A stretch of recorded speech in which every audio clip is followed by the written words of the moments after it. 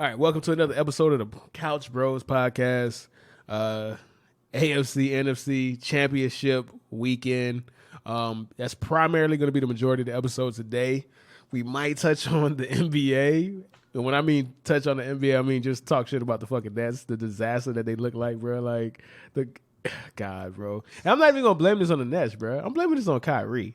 All right, but we'll get to that and more and later. But let's just get into it, bro. Let's start with the football portion, dog. Like, it's been a long season. COVID has impacted us in more ways than I thought. I'm surprised they made it through, but I'm not surprised at the end of the day. None of these sports teams are going to put money or give money back, bro. That wasn't going to happen, dog. So we're here, and it's kind of poetic because we have the old guard versus the new guard.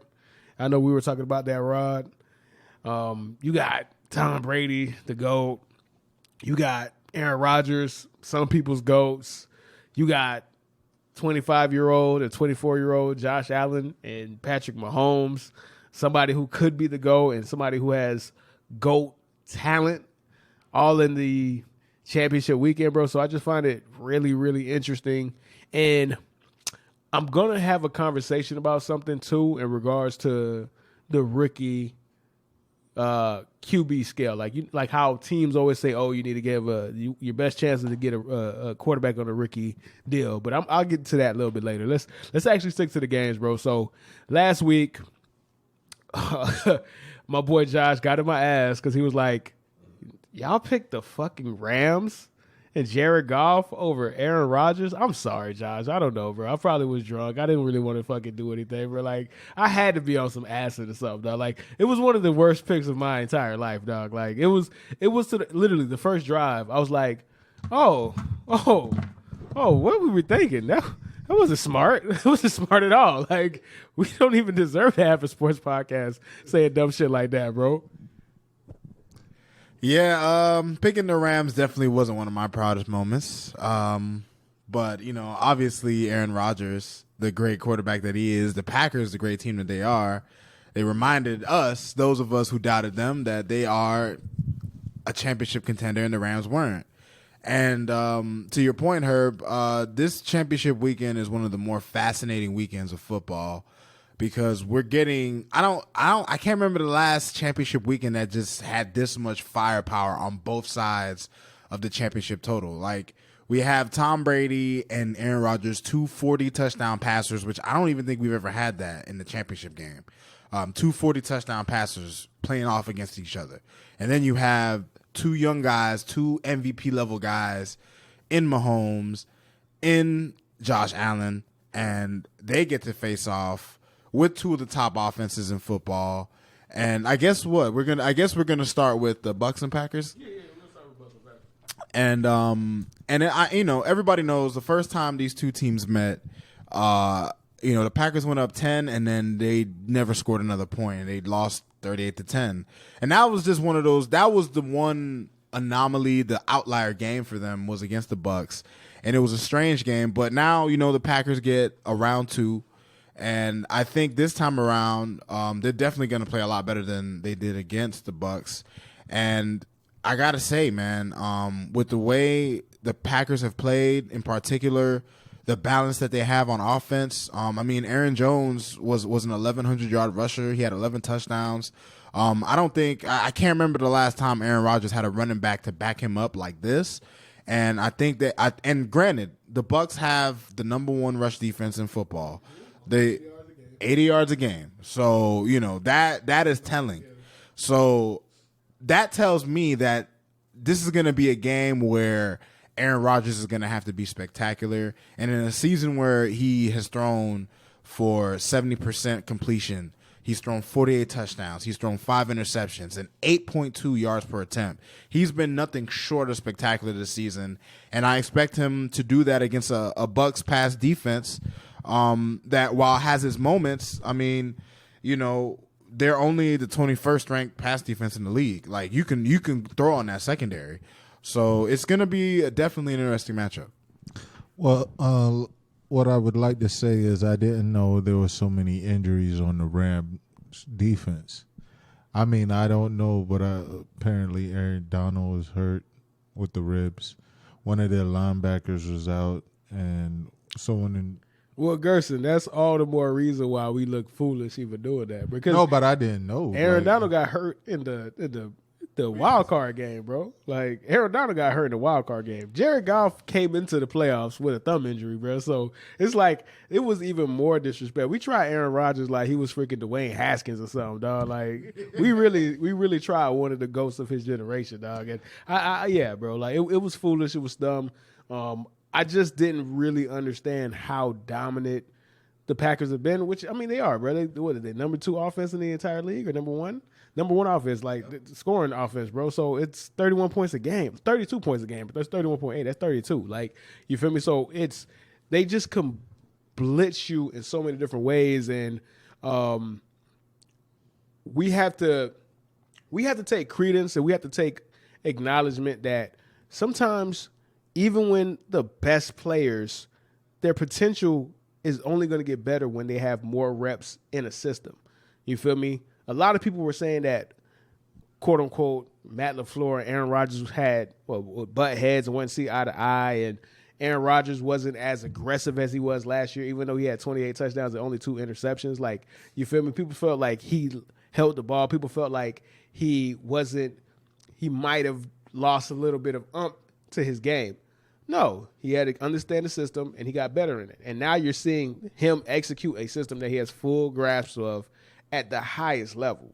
48-6? Why, bro? Like, 48 touchdowns and 5 interceptions. That's nonsense. And we're going to have a separate discussion about that down the road. In this game, like, everything points to that first matchup, just throwing it out the wind. Going down to the weather. Like, Tom Brady's going to be in weather that he hasn't been in, that he got away from for a reason, bro. Tom Brady's going to be freaking freezing, dog. Ice cold. 20 degrees. Like, he's used to it, but you've got accustomed to being in Tampa. You got accustomed to, what do they call him, warm weather Tom now, dog? Like, Tampa Bay? Like, that boy's on a boat, bro. He's on a yacht. You feel me? So there's a lot of things that I don't even want to say, the first game was replicable. Like, fluke things, bro. This man has only thrown 5 interceptions. 2 of them came in that game, bro. So one was a pick six. He never throws pick six, dog. It's just one of those freaky games. So in this game, I really, really, really have no idea how I could not pick the Packers, especially when I still see the Bucs have the same issues that they always have. Starting slow, dropping passes, not being fully engaged in the moment. Like, they really shouldn't have beat the Saints. Drew Brees beat the Saints, bro. It was Drew Brees and the Bucs versus the Saints. Like, I mean, well, I want to tell you this. I understand what you're saying, but like, I truly believe like no one can stop Tampa Bay. I honestly believe they should beat Green Bay. Now, granted, with the weather, depends on if it's snowing. If it's just cold at 20 degrees, I don't think it should stop them. But the weather plays. Oh, sorry to cut you off. But I will give you this: the weather plays into the Bucs' favor because the Bucs want to run the ball anyway. Like, they want to run the ball to set up the play action pass anyway. So if they can run the ball, like, you feel me? They still won't run the ball enough. Like, for some fucking reason, the guy just don't want to run the ball. He does not want to. I don't get it. Like, I would love them more if, what's the name, just ran Fournette and Jones into the ground. Let them both get like 25 touches or 30 touches. Tom Brady throws like 25 balls. Something like that. I would love that. But for some odd reason, they just want to get back and just throw it. So, back to what I was saying, like, I look at it and I honestly believe, like, it most likely will repeat itself. Like, I don't believe Aaron Rodgers could, like, if Aaron Rodgers balls, he's got a ball and that's it. But I don't think what's his name? The running back. Aaron Jones? Aaron Jones going to do anything. I don't think. I don't think he's going to be able to run. So it's got to be on Aaron Rodgers. Now, I looked it up and I tried to see which defense is worth. Like, I believe And honestly, I believe Tom Brady and the Bucks should perform better because the thing is, when Antonio Brown showed up, it fucked up everything, the chemistry. He's gonna be out this week. I'm pretty sure they're gonna be more. It's gonna be smoother because he's not a big personality or whatnot. I mean, AB is out, so what's the other guy? Skip something or Scotty Miller? Scotty Miller. There we go. So, fam, I think they should at least make it to the Super Bowl. I'm looking past the Packers, to be honest with you. I'm gonna say this, man. My man's Chris Godwin. You gotta catch some passes, man, because my man has had the worst case of the dropsies. To your point, to the Bucks. The Bucks, to me, on paper, they would look like the team. They have all the offensive weaponry and whatnot. But to your credit, you mentioned their rushing attack. They rank 28th in the league, so they're not a team that's prone to rushing. Because of the attempts, it's not because no. I understand. And the Packers have the 13th ranked rush defense, which is like they're in the upper half of the league, but you can run on them. Right, and that would play to their advantage. It would play to their strategy, especially with the play action and all the weapons they have. I disagree with you in terms of who can win. I just think, number one, the Packers got curb stomped the first time they played the Bucks, and those, especially Aaron Rodgers, along with Matt LaFleur and all those guys, they got pride. They remember every snap of that game. I'm sure they watched the tape and they were just like, "Yo, what the fuck happened?" So I think this time they'll have a more suitable game plan to go against the Bucks. I think they'll still try to run the ball anyway because that plays to their benefit, even though the Bucks' run defense is superb. But on Tom's side, I don't know. Maybe this is just me, but watching the Bucks' first two playoff games against the Redskins with no starting quarterback, they had Taylor Heineke, and then they played a close game against a Drew Brees Saints with an old Drew Brees. Those games were a little too close for comfort for me, and the Packers, to me, are on a higher level than both of those two teams. Yeah, but this is my problem. Those are the best defenses they could possibly. They're better than Green Bay. They're more talented than Green Bay. They can get the only defense that I know for sure that can get the Tom Brady in this playoffs or the Saints or the Rams. As soon as they got out, I was like, oh, hold up. Tom Brady might not be pressured. I'm not saying chemistry won't be there and all that other stuff. There's going to be a lot of things, but a defense making them look bad, the only ones I knew that could do that were the Rams and the Saints, and they both out. But here's the thing. The two opponents that the Bucs have faced so far, especially at the quarterback position, have been inadequate. A large part of why the Bucs even came through against the Saints, because the Saints, to me, had the better overall team, was the fact that Drew Brees, they had 4 or 5 turnovers. And yeah, the Saints were up in that game, and Drew Brees literally gave the game away. And then you have a Redskins team which was 7, and they shouldn't even have been in the playoffs. They just got in via just the way the format is. So I think the Bucs are facing on offense a way higher level of competition. Someone who can match Tom Brady, and someone who I believe could even outscore him. You have a guy on your team that had 1400. Who has more talent, fam? More talent, what, overall? Or? Yes. I mean, if it was about talent, then the Bucs would be at home. There's a reason why the Bucs are not home. There's a reason why the Bucs were 1-5 against playoff teams, Gerson. They literally got their second win. Yeah, but every game was close. Don't put it like they're just getting their ass whooped by everybody. But to me, that's even more embarrassing, bro. No, because it's not. Nigga, what are you talking about? Okay, so what was the close game, bro? The Chiefs that stomped them, bro? What you mean stomped? Didn't they finish? The Chiefs were up 14 points. They just didn't care. 14 is not big, fam. 17-0 is not big. Okay, first, I don't even recall, but didn't it finish under 7? Out of the games, the 5 playoff games, right? You're gonna talk about the close game with the Bears. That was a close game. Put like this, even with the Chiefs, right? The Bucs didn't have a chance to win the game. The Chiefs closed the game out. They didn't even get the ball back. They finished them. They were up. They were dominating. Yes, the Bucs made adjustments. Yes, the Bucs stopped playing single high safety when they should have never been playing single high safety to begin with. Yes, they made it a closer game, but I'm not going to call that. First game of the year, Saints curve stomped them. Then they got blew out by the Saints again. This is they've only won 2 games against a playoff team. 2. One against the Packers, ironically, and then one against Drew Brees, bro. I'm not going to say against the Saints, bro, because they only played one person, bro. They beat Drew Brees, and they not beat the Saints, bro. And even that game, bro, if they put like this, and it could be ifs and what, right? I'm not the type of person to be like, I like doing that because, I mean, anything can happen. Tom Brady had 3 he had 3 picks in that game. 3.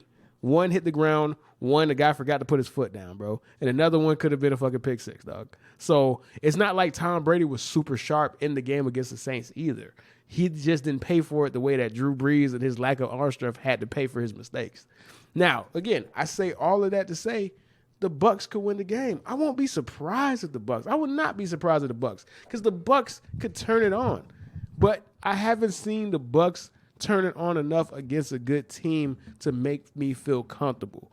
And the difference between all these other teams, especially all the teams remaining in the playoffs, the Packers are going to make the Bucs pay for starting slow. Even in their first game, they were up 10-0. If a bunch of fluke shit didn't happen, they could have ran away with that game, dog. Now, the Bucs do get Vita Vea back, and that helps a lot. You need all the pocket collapsers that you can have. You need the Ndamukong Suhs. You need the Vita Vedas. You need all of these dudes. You need the Shaq Thompsons of the world, the Shaq Barretts of the world. You need everybody. You need the JPPs. All of these dudes are going to have to come and give their best effort today, or tomorrow, I should say, or Sunday. I'm sorry. Because the reason why they were effective against the Packers, and I don't think it's going to work again because the Packers are going to game plan against it, because they blitzed Aaron Rodgers. You got to have mega balls. Didn't he lose his right tackle too? He did lose his right tackle. That's what I'm saying. These guys need to – the D-line has to be effective because it's either you're going to have these guys in coverage or you're going to have these guys blitzing again, bro. And I'm pretty sure – Todd Bowles is gonna try to blitz. He's gonna say, "Hey, shit, fuck it. It worked the first time. Fuck it. I'm gonna do it again. Y'all gonna have to stop me from blitzing, or whatever." Aaron Rodgers is the best quarterback against the blitz statistically this season. He's the best quarterback this season, period. But he was super nasty against the blitz. The only time a blitzing team was effective against him was the Bucs.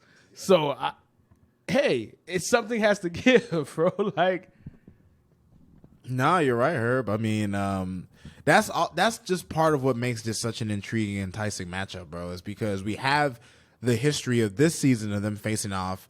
You have the history of the 2 quarterbacks involved, because this is the first time we're getting Rodgers and Brady in the postseason. The one year we could have got them, the Seahawks, well, I should say, fucking Bostic couldn't fucking catch an onside kick, and the Seahawks ended up overcoming the Packers to play the Patriots in the Super Bowl. So we finally get sort of like this Manning-Brady matchup, but except in the NFC. And it's going to come down to more than just the quarterbacks. It's going to come down to how these defenses are able to adjust to these quarterbacks. And I'll tell you what, the one thing that I will give the Bucs is that out of any team left in the playoffs, if you want to talk about boom or bust potential, they arguably have the highest boom potential. But, I mean, like Herb said, it's not something that we've seen them. We've seen that boom potential against the Lions. We've seen that boom potential against lesser teams. Now let's see if they can summon that against their greatest challenge so far this season. Well, is it a bust if they don't make it to the Super Bowl for Tampa Bay? I mean, to me, well, I'll look at it like this. It's not a bust for most people, but it'll be a bust for Tom Brady, because that's, in Tom Brady's mind, that's all he's playing for. I mean, goddamn, this nigga's 43 and he's in another championship game. He dominated the AFC in his first year in the NFC. He's in another championship game. So for Tom Brady, and maybe he has instilled that within his team and you know, in the organization, maybe they'll all feel like it's a bust. To me, I'm going to be honest. I mean, the way they looked during the season, I didn't even think they'd make it this far, to be honest. But the Bucs, to their credit, they've overcome their 2 playoff games. They've won they beat their 2 playoff opponents. And now they're just going to have to prove, you know, that they can be the first team ever to play a Super Bowl in their home city. And they're going to have to do it against a team with arguably the MVP this season. I can't even say arguably. Like, is there any doubt Aaron Rodgers is the MVP this year? No, it's no doubt. And then I think that's a good transition point, because I want to get to this actual topic, because This is not just a regular football game between two all-time great quarterbacks. It's a huge game for both quarterbacks in this regard, right? Tom Brady's just going to cement himself off of what already is cemented, right? It'll just make it so much harder to catch what he has versus Aaron Rodgers, who is in a unbelievably weird space, right? He's at no quarterback as good as Aaron Rodgers has only one Super Bowl. Like, none of them. You want to make the argument of Dan Marino. Dan Marino, as good as Dan Marino is, there's a tier that he's not at yet. You feel me? That tier is Tom Brady, Peyton Manning, Joe Montana, or whatever, right? Tom Brady, Peyton Manning, Joe Montana. That's tier 1. Peyton Manning has 5 MVPs. Peyton Manning has been to 4 Super Bowls. He's won 2. Like, you can't take that away from Peyton Manning, bro. You're not. I won't put him. No. How do you not put Peyton Manning? Because he only got 2. If he had 3, 4, then it's not about Super Bowls though, yeah, bro. But it is. No, it's not. Yes. No, it's not, bro. Yes. Bro, Joe Montana is not a better quarterback than Peyton Manning. No he's fucking not. way. He's not. But like in the legacy of beating, like telling me he's on that tier of being like who's the greatest. If you told me that you believe Peyton Manning is the greatest, I want to sit there and say you're crazy. I just don't believe he's there. And that's my point of that tier. Like, I could put him in the next tier. If you want him to be by himself in the next tier, that's fine. But I feel like in the sense of the greatest quarterbacks, like it's only like Tom Brady and Don't if that's the case, don't put that motherfucker in that tier either, nigga. Who? Joe Montana got to be by himself. Tom Brady is here. Tom Brady's been to more Super Bowls than that nigga lost. Hey, if you want to do that, that's absolutely to me, fair. Tom Brady has, but I feel like winning matters, and niggas that like even the nigga Bradshaw is the only nigga that got 4 Super Bowls that no one sit there and even think of putting him in the greatest. But that's what I'm saying. But my whole point is like I won't put what's his name Peyton Manning on that too. He's the 3rd best quarterback. That's fine. That's absolutely fine. But to say he's on a tier of like, nah. All right, bro. So he needs to have 4 Super Bowls to be in that tier, bro. To be in that room, bro. All right, fine, bro. I mean, you're fine for feeling that way, but there's an argument. First of all, you could make the argument. I guess Tom Brady is technically in this discussion too, but you can make the argument Peyton Manning is the greatest regular season quarterback ever. That's fair. The greatest regular. Now, you add that with the fact that he has 2 championships. There were people back in the day, not now. There were people back in the day who said if Dan Marino won 1, they might have considered him the GOAT. Just based on how great he was in the era that he played in. But that's not the case anymore. So to me, I don't know how people do their tiers, but if you're gonna if you have a tier for the greatest guys who you can consider the GOAT, I'll throw Peyton there.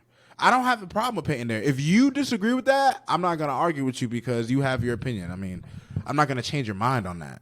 But I think in terms of the greatest, he belongs in that conversation. And let's not forget, as great as Tom Brady is, Peyton Manning, when they met in championship games, he's 3-2. So against the GOAT, he has a winning record in the most important game besides the Super Bowl against him. So at the end of the day, he was a very culpable rival for Tom Brady. And being the rival of a guy like that in that era, think about it. Think about all the great quarterbacks who people are never even going to fucking think about because of guys like Tom Brady and Peyton Manning. People are never going to think about Phillip Rivers, who just retired. Phillip Rivers, by all intents and purposes, is one of the greatest quarterbacks we've ever seen in terms of statistics and shit like that. You look at other guys in the AFC who've been there. Big Ben. Big Ben was actually he's the only other guy besides Joe Flacco. Outside of Big Ben and Joe Flacco, can we think of anybody else in the AFC who had a piece of the pie, bro? It was Peyton. It was Brady. That's just what it was. And considering that, I think Peyton he belongs. He just belongs in the conversation. You know, that's just my opinion, though. And this is where it gets, and this is where it makes it such a. I'm not gonna say a weird conversation. It makes it such an alarming and conversation because you have Aaron Rodgers. Aaron Rodgers statistically is the most efficient quarterback of all time, and he's played the position the highest that it can ever be played. he doubles Peyton Manning, who I think is ruthlessly efficient as a quarterback. He doubles his touchdown to interception ratio. Peyton Manning is at almost 2-1. Aaron Rodgers is at 4-1. That's insane. 412 touchdowns, only 89 picks. He has less than 100 picks, and he's been in the league since 2004. He started in 2007. It is 2020. 13 years. He has 11. He has. It's like, think about it, bro. Like, you get in the car, bro, and you putting less than 10,000 miles on your car, bro. Like, you a Sunday driver, dog. Like, I mean, basically, when you put it in that context, he's averaging 8 picks a year, basically. And when you scale it back some, the guy has multiple. He's the only quarterback who's thrown 40 touchdowns. When Dan Marino threw 40 touchdowns in the 80s, people's minds was blown, but he threw 20 picks too. You know what I'm saying? Granted, it was a different game then. But Aaron Rodgers is throwing 40 touchdowns. He has a season with 45-6, 40-7. Now you have 48-5? Only quarterback to ever do that. Only quarterback, as great as he is, out of all the great quarterbacks, Tom Brady, Peyton Manning, Drew Brees, he's the only guy with 2 double-digit pick seasons. Every other season he's played, single-digit picks. Like, when you talk about a guy who played the position as textbook, as pure, in terms of, people used to say Dan Marino was the greatest pure passer ever. As a Dolphin fan, I used to co-sign that. And then Aaron Rodgers came along, and I couldn't hold on to the homerness of that. I had to give it to that guy, because at the end of the day, Aaron Rodgers, you could say he's a gunslinger, but he's better than a gunslinger. He's more like a fucking sniper, because at the end of the day, he's going to give you the big plays without the mistakes. And there's nobody who's ever played the game that does it as well as he in that regard. And that's what it always goes back to. How do we properly position his position as the GOAT? Because there's always, here's the thing though. It depends on what you define. So I always say Aaron Rodgers is the best quarterback I've ever seen, because nobody's played the position at a higher level than him with a more complete game within him. You get the aggressive play style without the mistakes, and he could do it on the run, off platform, different throwing angles, right? He's the best quarterback, but he's not the greatest. He's not even close to the greatest or whatever, right? And just like, in fairness to you, right? Boom. Tom Brady's in his own tier, Joe Montana, and then everybody else, right? Peyton Manning and then everybody else. He's 4 tiers away from Tom Brady at this point, because he only has 1 Super Bowl. I don't care about the lack of defense and all this and what he's had. Bro, he's had Jordy Nelson. He has Devontae Adams. He had Aaron Jones. He had Greg Jennings. He had Donald Driver. You feel me? Like, he had, who else did he have, bro? He had Julius Peppers.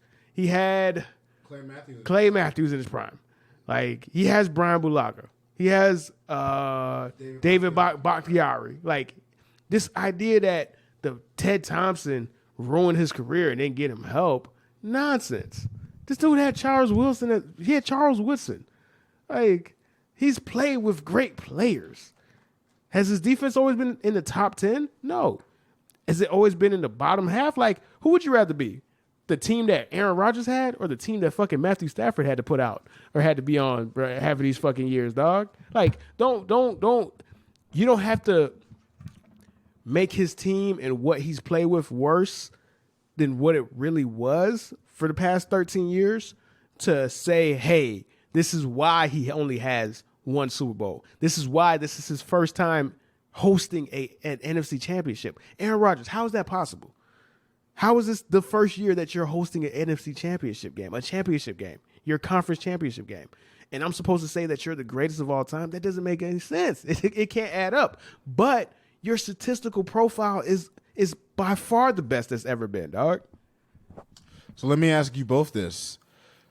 Assuming he gets this MVP, and let's just say, hypothetically speaking, he wins this championship, where does that rank him for you guys in terms of the greatest quarterbacks? Like, who do you slot him in between?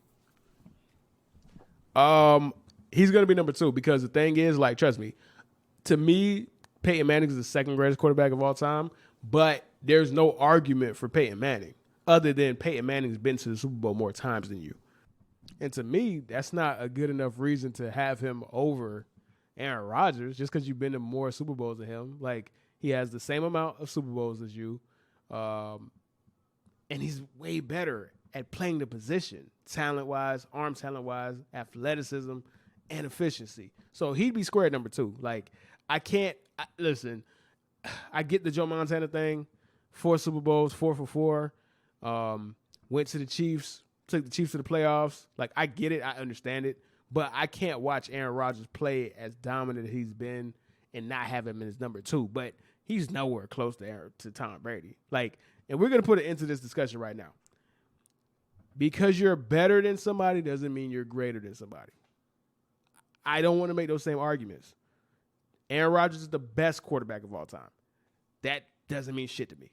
Tom Brady is the greatest quarterback of all time. And him making his 14th conference championship game in a different conference, went to the NFC, made the conference championship game his first year, that speaks to something that you can't quantify. Leadership and tangibles. For whatever reason, dude, niggas will run through a wall from Tom Brady, bruh. And that matters.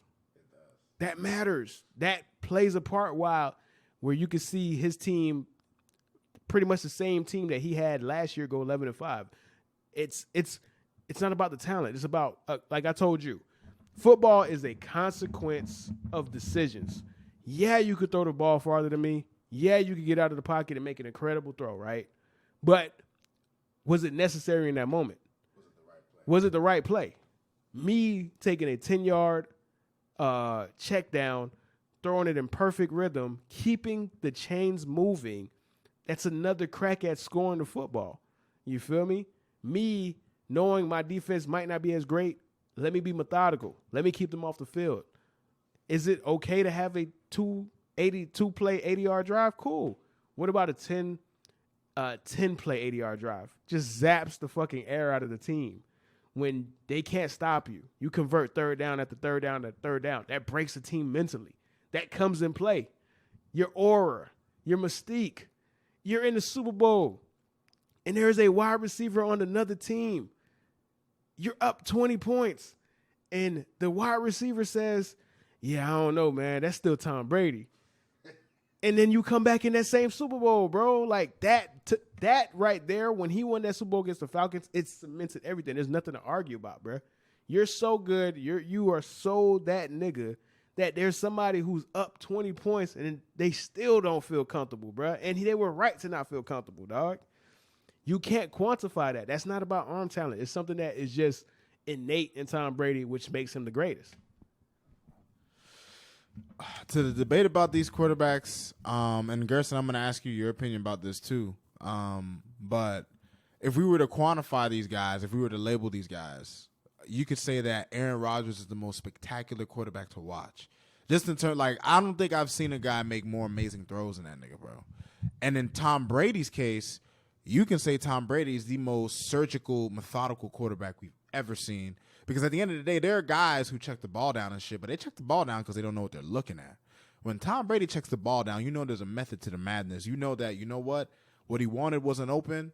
Live to play another play. And that mark, that level of execution is what has made Tom Brady the greatest quarterback ever. Because let me tell you something, nobody, like, the type of execution these niggas had on the Patriots, you didn't even see that this year. Look at what the Patriots look like with Cam Newton. And granted, Bill Belichick is in the Bill O'Brien class of GMs, and I know that's a big disrespect, but I mean, Tom Brady, look what he had to hide. No, go ahead. No, you're right. Like, exactly. Like, Tom Brady was the ultimate Band-Aid. Yeah. Like, because Bill Belichick's bad drafting was stabbing wounds all over the Patriots organization, but here goes Tom, good old Tom, patching it up, slapping his chest, because you know what? I got you. No matter how bad your moves are, we're still gonna make the playoffs with shit. And that just speaks to the greatness of a nigga like Tom Brady. Well, to that, I didn't really subscribe to that thought. I just took it as what Chuck Belichick said. He said we sold all out for the 2 Super Bowls we got, and this is the remain. Like, everybody does that. That's what happened to your team, the Warriors. That's what happened to the Heat after LeBron left. Like, you sold out, you put all your chips ahead, and if you're lucky, you won a championship. If you didn't win a championship, you just fucked. You know what I'm saying? So nonetheless, I just think that's what happened with the Patriots and their rosters. I can't let Bill off the hook, bro, because what does that have to excuse his bad drafting in 2008, 2009, 2010, 2011, 2012? It was still in the fucking. If you selling out, bro, you wouldn't have got rid of Chandler Parsons, dog. I don't want to hear that bullshit, bro. Like, Chandler Jones. Chandler Jones. I apologize, dog. I can't. Well, it depends on how much you want. I mean, I'm not for all this shit. They just find a way to continue to win. And I thought about it. I was like, man, this nigga, his ability to coach has extremely covered the fact that he had a great quarterback that hides stuff, and he's a great coach, man. I'll never take that away. Him as a GM, I don't know. Oh no, it's unquestioned, bro. He's the greatest coach of all time. But when you don't realize or you can't really grasp how important Tom Brady was to minimizing your mistakes, because Tom Brady maximizes your mistakes, that you get this false sense of these guys, they're not that bad. Like, you know what I'm saying? Tom Brady could work with any wide receiver. It doesn't matter what style they are, bruh. He's played with big dudes. He's played with slow dudes. He's played with tight ends. He's played with short guys. He's played with what other wide receiver could make the best wide receiver on their field a 5'10" quarterback, bruh, that got converted to wide receiver and was a 7th-round pick, dog, and made him a near Hall of Famer, bruh. Bro, this man, listen, Wes Welker might make the Hall of Fame largely in part to Tom Brady, bro. Wes fucking Welker, bro, who was on the Dolphins, and had he stayed on the Dolphins, oh yeah, he played with Peyton, and that's gonna help him too. But he made a bulk of a lot of his fame, a lot of his glory came when he was with New England, even though he won a championship with the Broncos. But he made his name with New England, and that just goes to, I mean, god damn, man, Deion Branch. Do people remember Deion Branch got a contract, a Super Bowl MVP because he played with Tom Brady? Like, that's just the level of greatness that he has exhibited throughout his whole career. And, and Aaron Rodgers, it's undeniable. He's going to go down as one of the 2-3 greatest quarterbacks ever. Oh, Gerst, I wanted to ask you, because I asked her, before we move on to the next game, I just wanted your opinion. If Rodgers gets his MVP in this championship, where would you rank him? It wouldn't change anything. He'd be right where he at. He'd be the best quarterback that ever played the position. Most talented, like I said, bro. I need to truly think of him as a GOAT. He need 5 or 4. I would stick with 5 because at the end of the day, that'd be I don't like simply because you're more talented than everyone, so you jump off the list. Nah, nigga, you need to accomplish some shit. And that's how I feel. I strongly feel that way about almost everything. Like, if you gotta get close to the best, then I won't argue it, and I can't argue it. But if you're just raw and talented and you're not getting there, no, I'll say you gotta talk at this point. Oh, you ain't. Well, but nonetheless, like, cause you talking at the side, you gotta talk like this is where it picks you up. Yeah. Yeah. So it's the same thing, man. Nah, and to your point, and we could go on to the next game. To your point, right? 30 years from now, 40 years from now, people who did not watch Aaron Rodgers, people who did not watch any of these dudes, right? All they're gonna do is go on fucking whatever the fucking search engine is in 2060, right? And they're gonna be like, why is this even an argument? Tom Brady has 6 Super Bowls. Aaron Rodgers has 1. Or potentially 2? No, yeah, you feel me? And that's what Tom Brady afforded himself. When people can't even make the argument, there's not going to be somebody who got to say, "Oh no, you got to watch Aaron Rodgers. You had to see him in person to understand it." Tom Brady's not going to have that. Tom Brady's going to have the people who are not going to know any better and be like, "He won 6 Super Bowls, obviously the best. He went to 9 Super Bowls. What? He went to 14 conference championships. What?" And that is something that Aaron Rodgers and anybody will tell you, bro. There's not a quarterback that's ever lived who would trade their career for Tom Brady's. Who wouldn't trade their careers from Tom Brady's? Because at the end of the day, it's about getting that champagne shower at the end of it, dog. It doesn't matter if I'm more talented than you, bro. Like, you feel me? What did you do? Because they all understand how much pressure it takes, how focused you have to take, how focused it is, and how hard it is to keep people still hungry. Like, you know what I'm saying? That's part of it too. Being in the facility every day, bro. The shit that just rubs off on you, bro. Like being a part of a culture that says we are not satisfied with one. That plays a part in it too. It goes beyond the field, and I don't think people put that into perspective. Like your influence goes as far as your wins and losses too, and that's why he's always going to be the GOAT to me. And if he wins the Super Bowl this year, bro, he's the greatest winner in the history of fucking team sports, dog. Like he will surpass Michael Jordan. Like it'll be over. Close shut, bro. Close it shut, bro. But let's get into another game, bro. AFC Championship, bro. And this is another game where it's equally interesting, but for the completely different reason, because these are guys that could be Tom Brady, could be Aaron Rodgers for the next 10, 15 years. And it starts on Sunday at 4:00. These are legacy defining, bro. For Josh Allen, it will shut everybody up whoever doubted what he was capable of. And we weren't wrong, bro. The nigga completed 52% of his passes, dog. He was 33rd out of 32 qualifying quarterbacks, bro. He didn't even make the 32nd, bro. He was, you feel me? He was 33rd. You feel me? And he just had a meteoric rise out of nowhere. And then you got Patrick Mahomes. Patrick Mahomes has the greatest 30-game or 40-game start in history. Your first season starting, you throw 50 touchdowns, you make it to the AFC Championship game, which you should have won. Second season, you win Super Bowl MVP. Like, you won the first year starting, you won league MVP. Like, and this is the craziest stat about the Chiefs, dog. Fuck all the explosive plays and how efficient they are, bro. This man is 24-25 in his last 25 games, bro. 24 out of 25. He does not lose. And if he does lose, you have to put up a lot of points to beat him.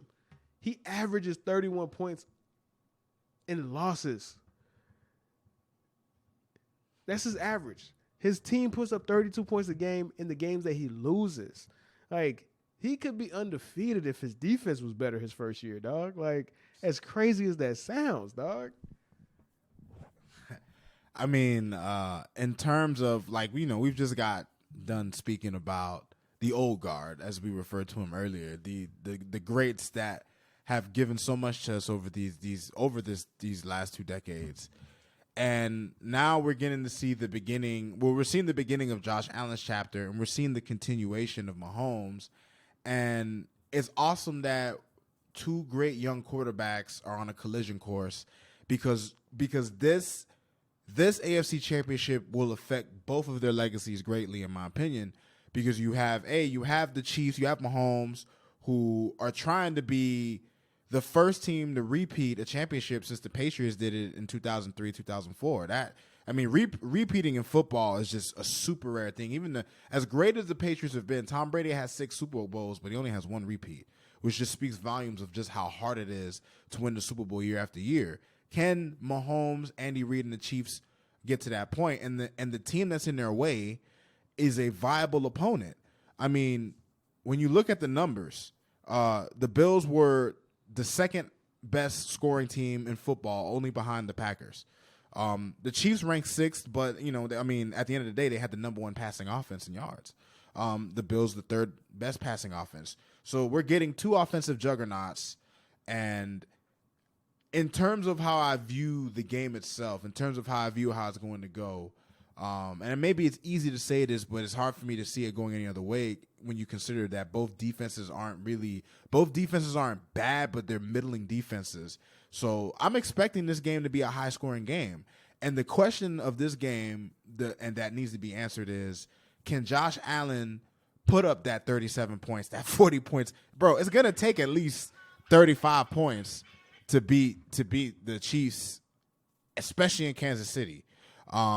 Ironically enough, the 2 losses that the Chiefs had this year were at home, but you could exclude one because the starters didn't play the last week. So the one loss they had was to a division rival who, that happens, division games work that way. Right. The Raiders had their best game of the season. 40 points to beat them, dog. Like, yeah, they had to put, okay, so speaking to the point that you're bringing up, and it was the Raiders. The Raiders beat them, yeah, but it took 40 points to do it. Like, the Bills are coming off of a game where the final score was not indicative of actually how dominant the Bills were, because they weren't. They were anything but. They had a half where they only put up 3 points. And the Ravens aren't the fucking 2000 Ravens, dog. Like, you put up 3 points on them.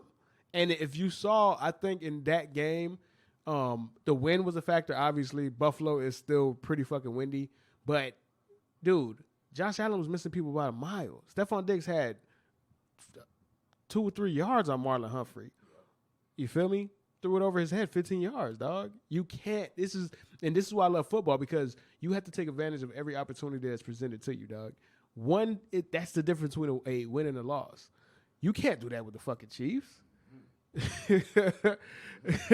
And in the first game, right? So the Chiefs played them, and they gave up. So this is in let's take people back, right? I think it was week 6 or something like that. So Chiefs, Bills, week 6. Chiefs curb stomped them. Or I'm not going to say curb stomped them, but beat them decidedly, right? Because the way the Bills want to play defense and the way the Bills want to play the Chiefs is they're like, okay, you guys have a really good passing offense. We don't want you to pass. So we're going to play a soft box. We're going to have 6 people in the box. Not 8, not 7, 6. We're going to dare you to run. The Chiefs said, bet. Their rookie running back had 161 yards on 13 attempts, bro. So 8 yards a carry. And that's the thing about what makes the Chiefs so dangerous, is because they have so many different ways to beat you. The running game has not been as dominant as of late. It doesn't matter, because they have Travis Kelce. They have Tyreek Hill. They have Nicole Hartman. And then on some random days, they have Sammy Watkins whenever he wants to show up, dog. So I just don't see the Bills putting up enough points to beat or make it even a close game, dog. I can see the Bills, because the thing with the Chiefs, man, the Chiefs this year, especially towards the latter half of the year, they played a lot of teams close to the vest. Now, granted, the Chiefs, when they know they're going to play an opponent like this, when they get up for a game, there probably isn't a team more ferocious than them. And, I mean, look, Travis Kelce, I'm just going to put his stats. I don't even need to talk about Tyreek Hill and anybody else. Let me just put up Travis. Travis Kelce, the tight end, had 105 receptions, 1,400 yards, and 11 touchdowns. Just the fucking tight end, all right? You have that to deal with. You have Tyreek Hill to deal with. You have Allaire, the running backs, to deal with. I mean, the Bills defensively, I don't expect them to have an answer for the Chiefs on defense, which is why this game means so much to Josh Allen and his legacy, because at the end of the day, the best player in football arguably is Patrick Mahomes. And if you want to cement yourself as one of the next great quarterbacks in this league, if you don't want to be a Phillip Rivers, if you don't want to be a secondary guy in this new coming era of football, you got to be able to win a game like this. And the only way the Bills have a chance to even do that is if Josh Allen doesn't play the way. If you want me to be honest, he hasn't been impressive in both of the playoff games. He wasn't impressive to me against the Colts, even though he was the reason why they won. I thought he could have played better. And against the Ravens, it was a hard-fought game. It was just Lamar just threw a back-breaking interception that completely finished. That was the final score of the game.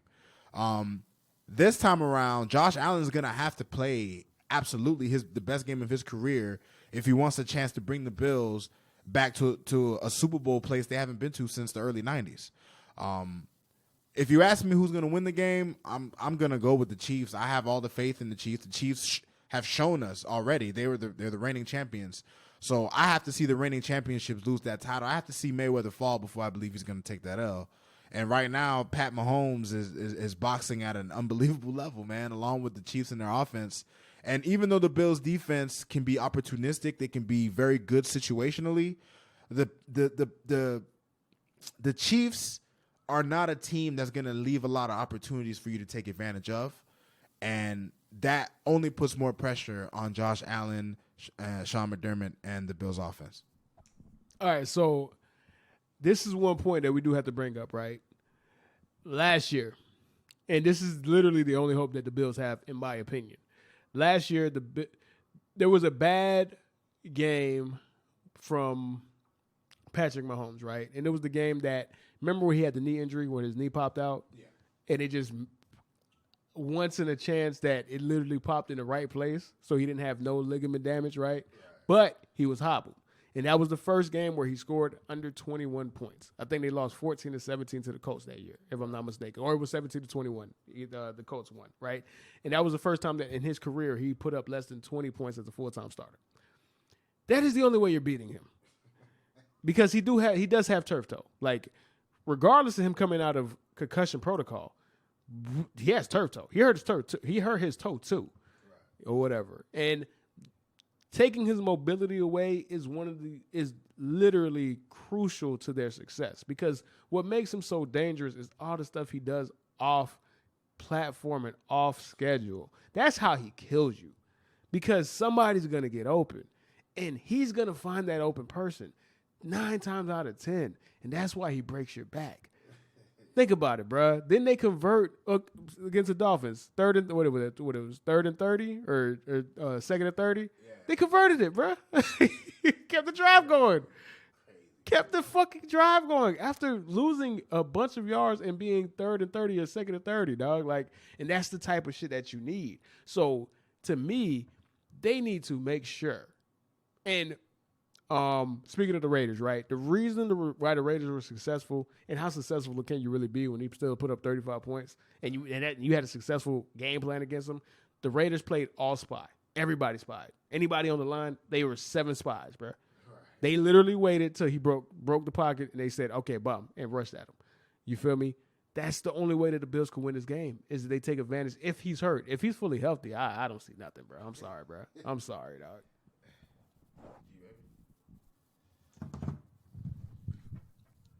Well, I haven't really looked into this matchup because I don't really care. To be honest with you, I don't give a fuck, man. I just want to see if Josh Allen makes it to the Super Bowl. That would be so fucking annoying. What you mean to be annoying, bro? Because at the end of the day, it would just be hope and everybody that's been rooting for him talking shit and stuff like that. So I would rather not. I'd rather have Mahomes, represent the AFC.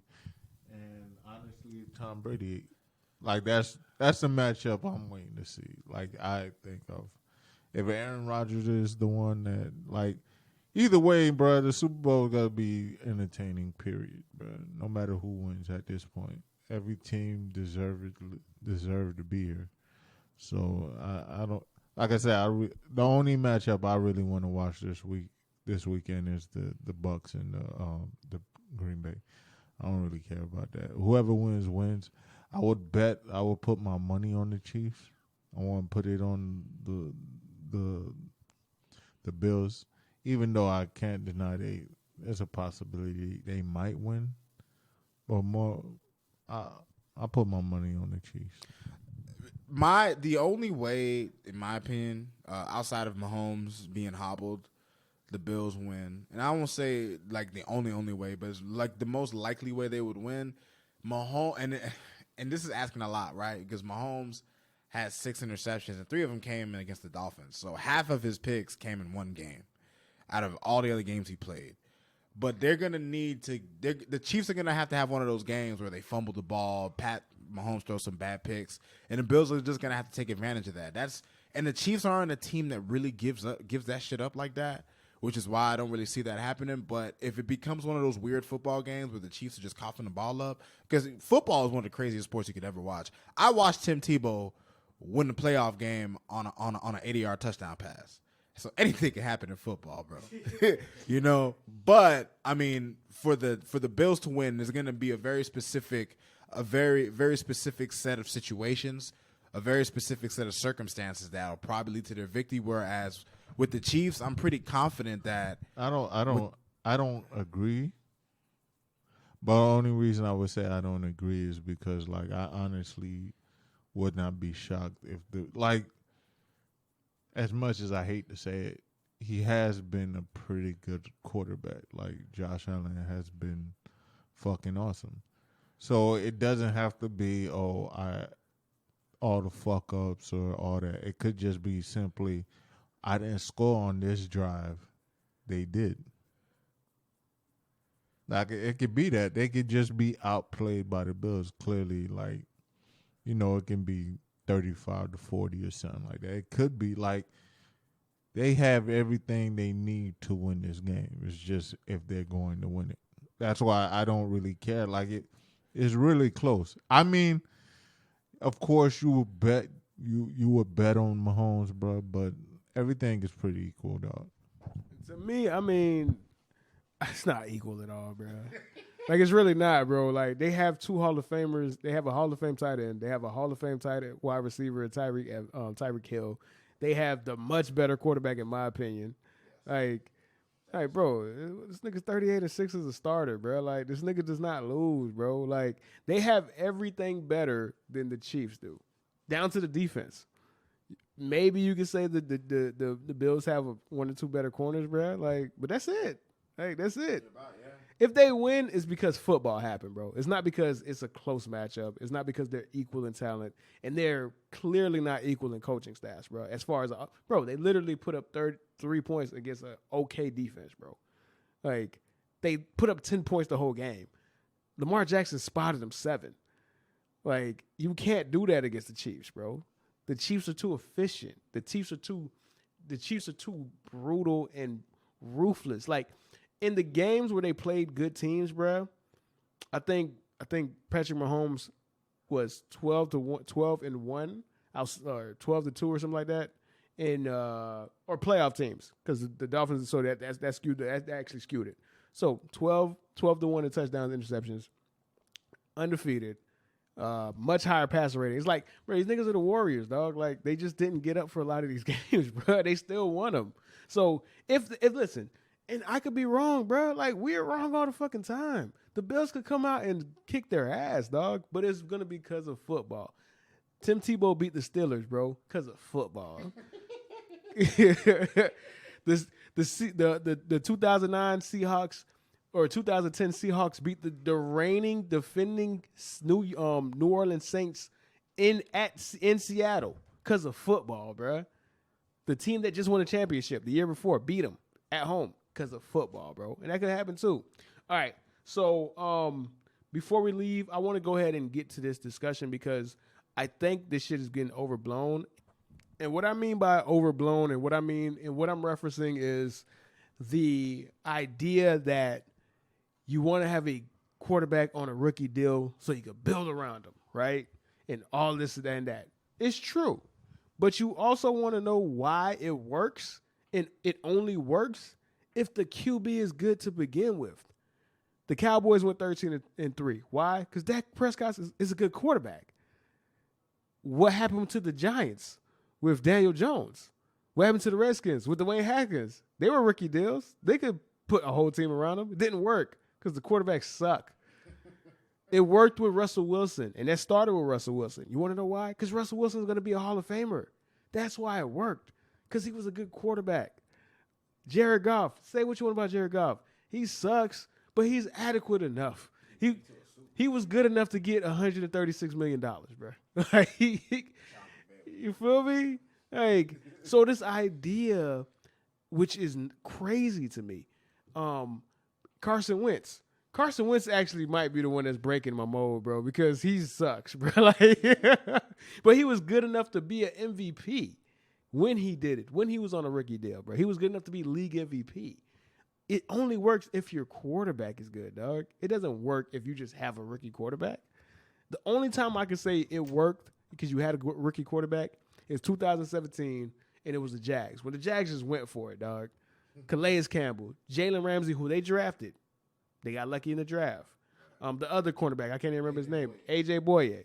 You feel me? The other people, no, actually, I can't even use them because a lot of their best players were draft picks, bro. The linebackers were draft picks. Jalen Ramsey was a draft pick. That was his rookie year. Like, it only works if your quarterback is good, dog. Like, so we have to really put it into that notion. You could take advantage of it because you have a quarterback that's good enough to carry the team regardless, dog. Does it help? Yeah. You feel me? You get to spend all over the place. But how do you identify that quarterback is going to be good until you get him in your building? And to your point, Herb, when it comes to these NFL teams, it just you bringing this up just makes me think about often the delusion that a lot of these franchises have, right? Because a lot of not all things are created equal. So a lot of these, they say the NFL is a copycat league. So teams see a few teams with success, they have good quarterbacks, and because they're on rookie deals, they can build around them and whatnot. But at the end of the day, all these coaches are deluded enough to think they can pull that off. And there's just not too many guys in the league who I think have the self-awareness to realize, like, you know what, maybe I should go a different route, because they're just thinking like, oh, man, I'll just draft me a rookie and build a team and we'll win champion. They all think like they could do that shit, bro. And I think that's what kind of fucks most of them up. And that's why that's why it's a new GM every fucking 2 or 3 years, bro. One last thing, bro. How did Dan Campbell get a job, bro? I didn't even know. I didn't put 2 and 2 together. That was the same Dan Campbell that y'all had, who was the interim, bro. Yo, bro, let me tell you something, man. Dan Campbell, one of my favorite coaches, bro. Just because he was a nigga that he was a screamer, bro. He liked to yell, get in niggas' faces, and when he was the guy we needed after having Joe Philbin, because Joe Philbin was the soft-spoken, the queasy guy, where Dan Campbell was just a man, even though he wasn't a good coach. We played great for 2 games and went right back to being mediocre. You know what I'm saying? Like for real, like Dan Campbell became the coach, and then we beat the hell out of the Titans. We had this crazy game against the Texans where we put up like 40 points in the first half or some shit, and then we just went right back down to earth. But you know what? Shout out to my dog Dan Campbell. You get to scream your way to a mediocre 8-8 record. I'm happy for you. Dan Campbell gotta be one of the worst hires in recent memory, dog. There's nothing that like I can't even understand it, bro. But hey, bro, it's the Lions, but Lions gonna do Lion things, bro. All right, man. Appreciate y'all. We'll see y'all next week, man.